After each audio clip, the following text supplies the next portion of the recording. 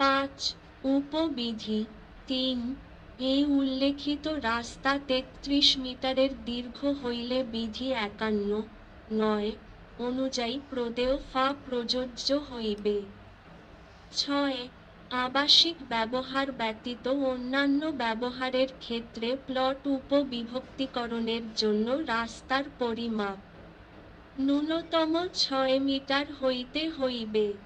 ৭ পরিকল্পিত আবাসিক এলাকাতে প্লট বিভাজনের ক্ষেত্রে প্লটের আয়তন কমপক্ষে ৫ কাঠা অথবা ওই এলাকায় একক প্লট হিসাবে কর্তৃপক্ষ কর্তৃক বরাদ্দকৃত সর্বনিম্ন আয়তনের প্লট অপেক্ষা যাহা কম, ক্ষুদ্র আয়তনের প্লট হিসাবে বিভাজন করা যাইবে না।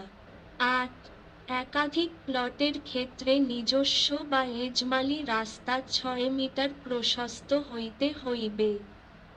৯ বেসরকারি প্রতিষ্ঠান কর্তৃক উন্নীত বা সৃষ্ট আবাসিক এলাকায় প্লটের ক্ষেত্রে রাস্তার প্রশস্তা বেসরকারি আবাসিক প্রকল্পের ভূমি উন্নয়ন বিধিমালা ২০০৪ অথবা এই সংক্রান্ত অন্য কোন বিধিমালার বিধানানুযায়ী হইতে হইবে।